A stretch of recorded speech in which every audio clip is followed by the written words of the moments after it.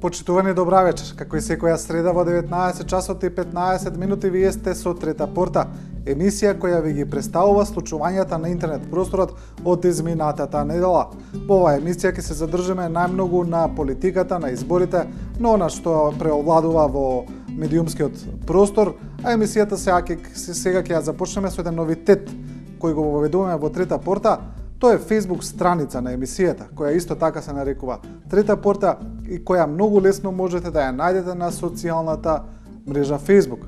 Значи Трета порта, едноставно ќе напишете на Facebook, ќе ви излезе, се што треба да направите е да ставите лайк на страницата, па и да не ставите, не е страшно, повторно можете да коментирате и сакаме да ве охрабриме и да ве повикаме од сега да коментирате на оваа Facebook страница.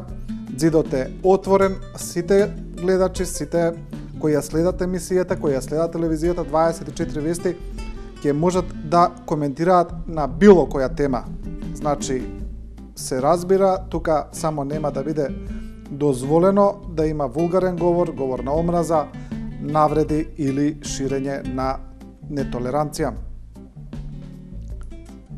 Тоа е за Трета порта, па повелете, оние кои ќе коментираат од следната емисија ќе можат да си ги видат своите коментари директно во емисијата, а тоа и го сакаме. Сега продолжуваме со самата емисија, како што кажавме, целосно посветена на изборите, претседателските и парламентарните. Она што во изминатата недела најмногу преовладува во јавноста, тоа е аферата која опозицијскиот СДСМ ја извади во однос на нивните обвинувања за премиерот Груевски, за тоа дека во 2004 година, кога е продадена Македонска банка, дека премиерот Груевски земал пари во готово од таа продажба и опозицијата го обвинува премиерот дека не платил, дека затаил данок од тогаш. Значи се работи за 1.500.000 евра. Е сега ќе видиме дел од реакциите за ова. Новинарот Бранко Тричковски пишува: Ники, Нини, Трпе и Маркес. При тоа се мисли на газда Нини, премиерот Груевски и гувернерот Љубе Трпевски, тогаш кој бил гувернер на Народната банка. Заев ни го откри тоа што сите ние го знаевме, дека за Потемкиновите коли на природбата на Скопје 2014, на антиквизацијата и на сите други процеси за кретенизација на македонецот се одвиваше и се одвива општа плячка која нема само финансиски измерувања, туку длабоко го подкопува тоа што театрално се брани, идентитетот на луѓето, на нивната заедница и на просторот. Но сеедно, кога ги читате транскриптите или додека ја слушате снимката на инкриминираните разговори, доживувате некоја интересна возбуда, не само затоа што добивате потврда за тоа што сте го знаеле, туку уште повеќе, затоа што добивате директна информација со каква, тука нема да прочитаме со кого имаме работа, какви бескрупулозни луѓе ги диктираат општите работи, судбината на милиони луѓе, на државата, на нацијата, на регионот. Значи, новинарот Тричковски е познат по својот прилично остар јазик.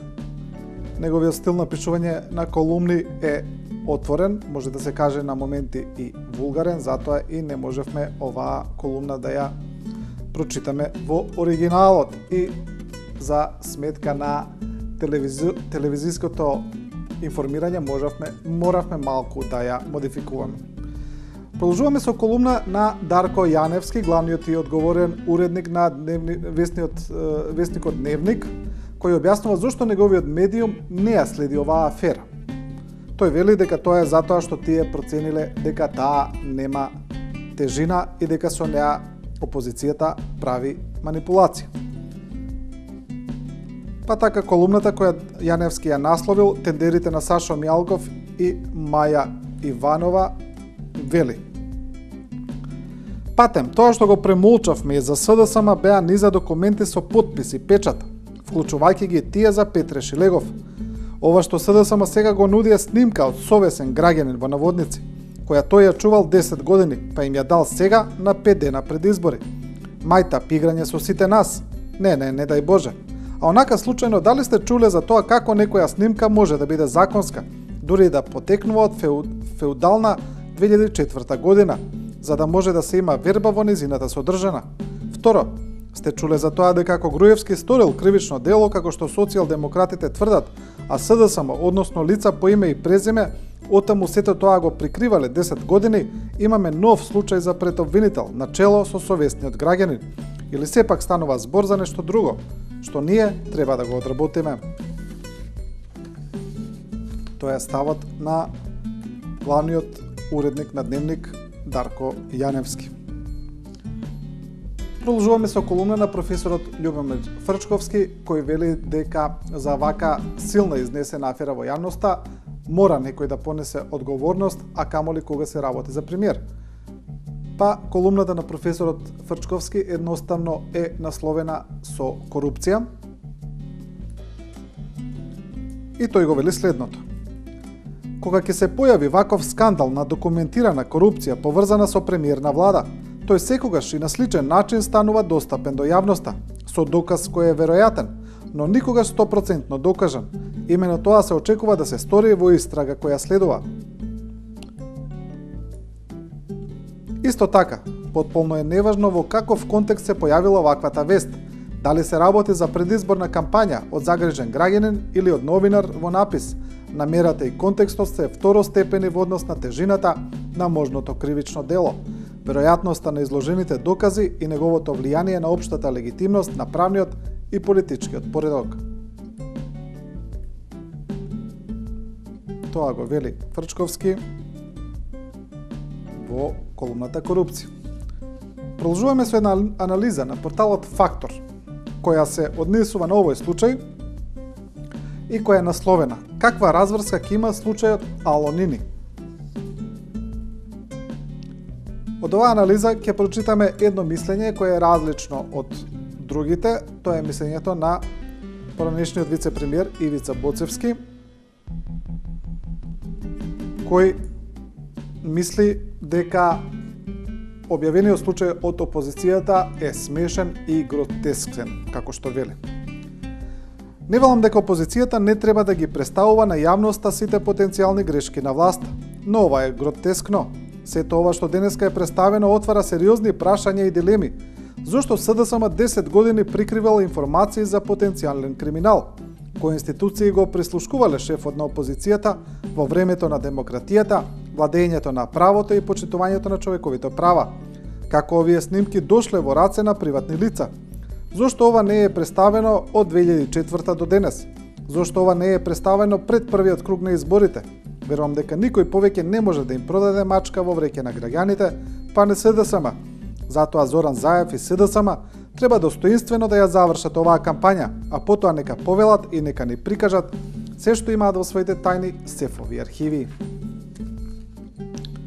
Тоа е мислењето на Ивица Боцевски во анализата насловено "Каква разврска ќе има случајот Алонини?". Одиме со мислењето на професорот Мерсел Билјали, кој има сосема спротивно мислење од Боцевски и кој вели дека по ваков случај најмалку што може да направи премиерот е да поднесе оставка. Па Билјали вели: оставката императивен чин.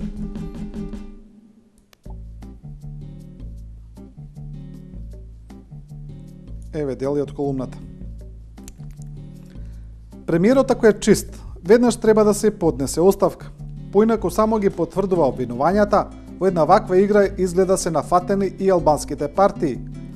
Во првата рунда од претседателските избори, едната се пукала во ногата, а другата во главата. Да мислиш дека со сушико договор ќе повлесеш гласачи е исто како да ги убедиш дека волкот е тој што најдобро знае да ги чува јагнињата, а другата партија пропушти шанса да ја нокаутира диктатурата, со што делумно ќе се амнестираше себе си. Емисијата ја продолжуваме со други случувања за изборите, имено по одржаниот прв круг на претседателски избори и по поразот на опозицијата, по водството на кандидатот на владачката партија Ѓорги Иванов со 120.000 гласа разлика, се појави разни мислења од новинари, аналитичари, колумнисти, каков курс треба да завземе опозицијата во иднина. Имено постои една струја која вели дека изборите не се фер и демократски, дека се одржуваат во атмосфера која е комплетно контролирана од власта и дека опозицијата не може никогаш да победи на вакви избори, што и да направи. Таа струја вели дека СДСМ треба по изборите комплетно да се повлече од институциите и целата одговорност на власта да ја препушти и во наредните 4 години така на таков начин да подготува стратегија. Постојат други кои велат дека тоа е самоубиствен потег на опозицијата и дека со тоа целосно ќе ја снема од политичката сцена. Еве сега ќе видиме од сите мислења. Новинарот Миодраг Мишолиќ, кој ги следи политичките случувања, го води порталот Интервјуа, каде излегуваат интервјуа со јавни личности во однос на ова прашање вели: евентуален бојкот на изборите во недела ќе биде последниот клинец во ковчегот на СДСМ. Тоа ќе отвори простор за нова левица или за вистински граѓански проевропска опција. Проблемот е што таа опција нема да се појави автоматски. Неопходно ќе биде она што СДСМ никогаш не помислуваше да го направи: водење политика и најмалку 2, поверојатно 4 години макотрпна работа на луѓе кои знаат што е визија за развој. И не се занесуваат со шокантни откритија за корумпираноста на власта, како да не го знаеме тоа и без нив. А ако не бојкотираат на 27, ќе ја продолжат агонијата, за жал, се доведеа себе си во луз ситуација. Или преведено во ситуација, не во вин-вин, туку во ситуација во која се губи што и да направиш. Тоа е ставот на новинарот Мишолиќ. Сега ќе го видиме ставот на новинарот Бранко Геровски, кој е еден од оние заговорници на идејата дека СДСМ треба да ги напушти институциите. Тој е еден и од носителите на оваа идеја, може слободно да се каже, и бидејќи во однос на ова Геровски е напаѓан од повеќе страни, тој одговара во колумна зошто СДСМ тоа треба да го направи. Па вели: моите аргументи. Тука се наведени повеќе одговори на обвинувањата, дали тоа е ширење дефетизам, дали СДСМ не може да го образложи својот потек, дали парламентот ќе остане без опозиција. Бидејќи се работи за повеќе одговори, не можеме сите да ги видиме. Еве ќе видиме еден дел. Вели: на обвинувањето дека СДСМ ќе се распадне ако излезе од институциите. Геровски одговара: не, обратно е. Постои опасност СДСМ да се распадне ако се задоволи со вработување на 30 на пратеници. ВМРО ДПМН на Љупчо Георгиевски во 94-та година бојкотираше. И не само што не се распадна, туку на првите следни избори победи. Наместо да се измачува во безсмислени битки во парламентот и да глуми политички диалог, наместо да мора да седне на маса и да потпише кога утре ќе треба да се смени името на државата, СДСМ ќе се консолидира, ќе разработи прецизна стратегија, ќе ора на терен, ќе постигне единство, ќе се бори за секој човек, ќе се бори за промени и ќе успее. Тоа е ставот на Бранко Геровски. Одиме со колумна на Искра Коровешовска од Дневник, која вели на СДСМ малку му е палецот, при тоа асоцирајќи на фломастерот со кој се обележува палецот при гласањето. Коровешовска сака да каже дека се што побарал СДСМ во однос на изборите добил и дека сега по изборниот пораз само се жали. Еве дел од мислењето. Но по изборните резултати од неделата, неголемата опозиција никако не погледнува во сопствениот двор. Повторно за бројките што ги презентират Дикевиновен, противникот никако тие самите. И додека ја обвинуваат власта за изборен фалсификат, цела недела централна тема меѓу граѓаните на кафе паузите, по улица, во ресторани, по дома е бележењето, односно жигосувањето со мастилото. Па така, наместо да се разговара за реални проблеми, за едни планови и за други секојдневни потреби, сега самите граѓани се револтирани од јавното бележење на оние обоените што гласале, како и на другите, необоените, што одбрале да не гласаат. па се развиваат разноразни теории дека се брише лесно или тешко, до неверојатни дека некои луѓе се носеле специјални средства во чанта, па штом ќе излезат од гласачкото место, експресно го чистеле прстот за по неколку часа пак да се вратат на гласање.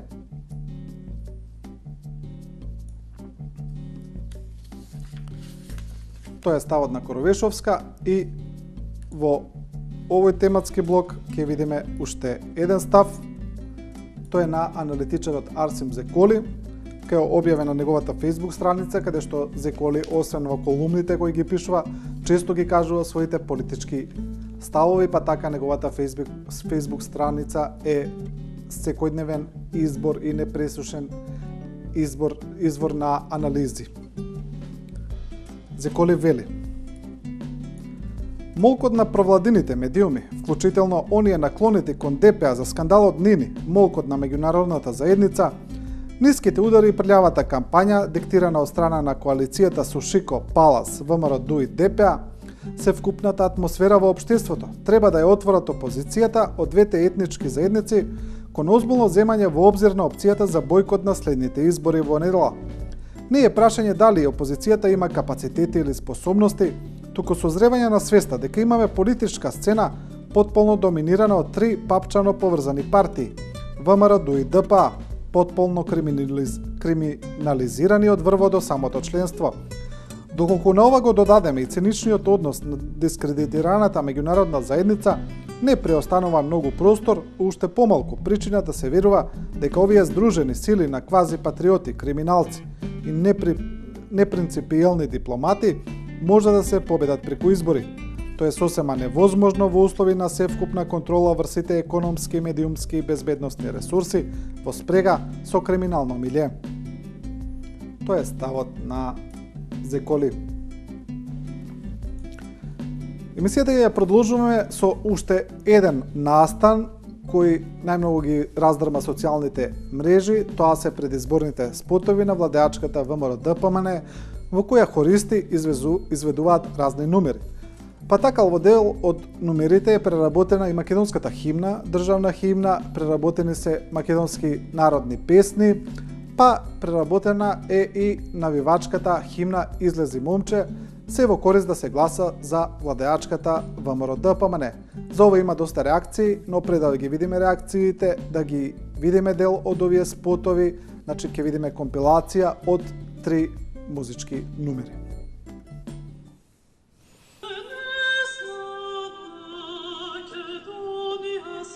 Еден глас не може да промени ништо.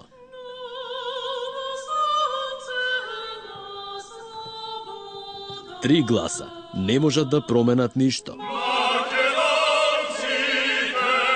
7 гласови не можат да променат ништо.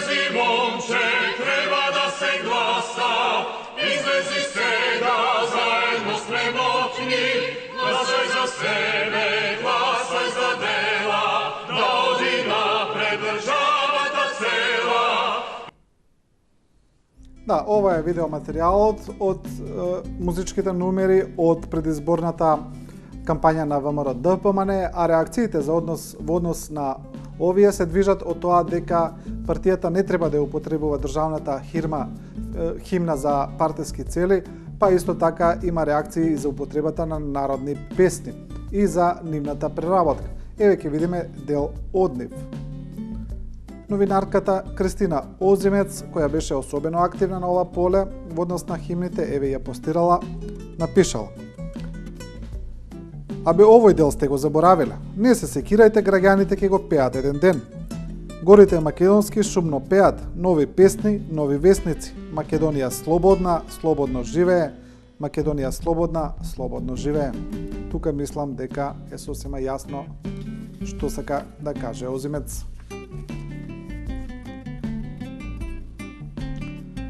Еве се појави и прилично интересен надпис на блогосферата, која исто така ја следиме, известна Ивана, која го нема напишано своето презиме и во однос на правилата за користење на блоговите тоа го почитуваме, значи ќе го видиме незиниот став, а незиниот блог може да го прочита секој.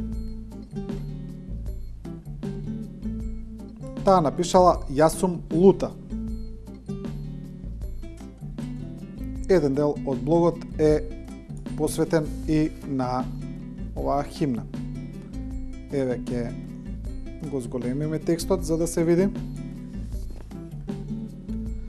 Ниту сите песни, ниту сите дресови, ниту сите химни, ниту сите пароли, ниту сите празни зборови, ниту сите порнографски истории нема да ја направат Македонија подобро место за живење.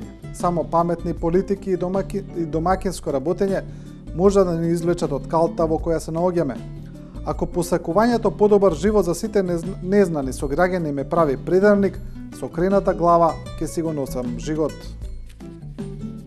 Тоа е блогот на известна Ивана, кој вели "Јас сум лута".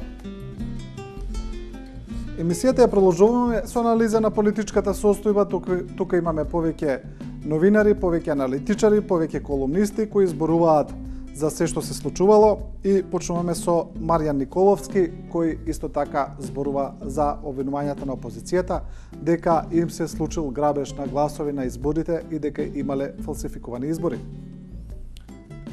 Николовски, кој често пишува за состојбите во опозицијата, вели дека ова е на крајот од безкрајот и додава: Заев тврди систематска кражба на гласови била причината што ВМРО ДПМН победува, а СДСМ губи сите овие години. Каква е таа систематска кражба не одговара, за фалсификат и нерегуларности зборува, а приговори до дик за гласањето не поднесува. До 7 часот навечер на денот на гласање за победа еуфорија шири, 1 час пред полнок шокираност глуми. Чудно. Власта гласови краде, ама баш толку колку што и треба да го победи СДСМ. Ни повеќе, ни помалку, власта гласови краде, а Заев 300.000 гласачи број и во Струмица, еве сега и во Центар победува. Тоа е колумната на Николовски. Одиме со еден интересен Facebook статус на новинарката Еда Протогер, кој потоа беше превземен од повеќе медиуми и кој се однесува на калкулација за изборниот список. Имено Протогер напишала анализа можна ли е кражба на дури 100.000 гласови. Што мисли по тоа Протогер може да се објасни еве од овој дел.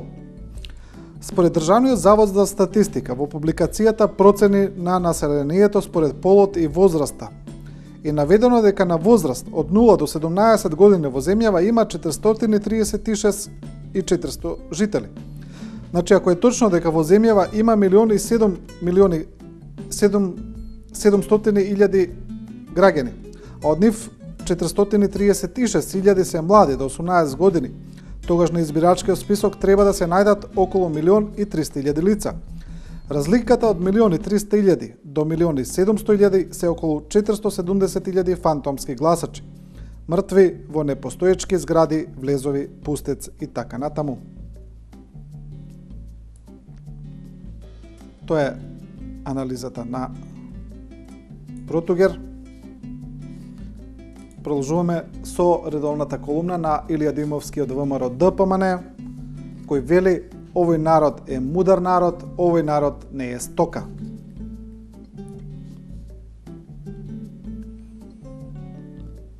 Димовски зборува за стратегијата на ВМРО ДПМН и за опозицијата. Креирањето лажна слика создава огромни проблеми во животот. Неможноста да се погледне реално многу луѓе ги доведува во низа заблуди и погрешни одлуки. Кога тоа е поврзано со одговорна работа, како што е политиката, каде што треба да се носат одлуки кои влијаат на илјадници луѓе, таквата неспособност предизвикува катастрофални последици. Елитизмот на СДСМ и неговата ароганција и самобендисаност редовно засилуван со истите тие неквалитети кај нивниот невладен и медиумски сектор, никогаш не дозволи таа партија да се ослободи од погрешните процени и одлуки. Тоа е колумната на Илија Димовски. Продолжуваме со интервју на поранешниот европратеник во Македонија Ерван Фуере, кој вели нема честни и фер избори со пристрасни медиуми. Мислењето на Фуере може да се каже дека во голема мерка одговора и со извештајот на ОПСЕ за одржаните избори, во кој една од главните забелешки на ОПСЕ е пристрасноста на дел од медиумите и неможноста за еднаков пристап на сите кандидати. Нема честни и фер избори со пристрасна медиумска покриеност. Матни државни и партиски активности што не овозможија рамноправен надпревар на кандидатите на изборите, сегашните владени политики ги загрозуваат демократските стандарди, како и меѓуетничките односи, кои се влошени во секој аспект. Тоа е колумната на Фуере. Продолжуваме со став на професорот Јове Кекеновски, кој се однесува на поставувањето на табли пред влезот во Кичево, на кој на почетокот на таблите е напишано "Добре дојдовте во Кичево" на албански јазик. Па Кекеновски вели: "Ајде патриоти, гукнете нешто." Налесно е да се глуми и само вербално да се говори за патриотизам, а во праксата да се молчи и да не се превзема ништо. Нели логото на Иванов во кампањата е државата пред се? Ако е така, зошто се толерира непочитувањето на законот за употреба на знамињата и на законот за употреба на јазикот што го зборуваат најмалку 20% од граѓаните во Македонија и во единиците на локална самоуправа, каде Иванов да ја повика владата на Република Македонија доследно да го спроведува уставот и законите.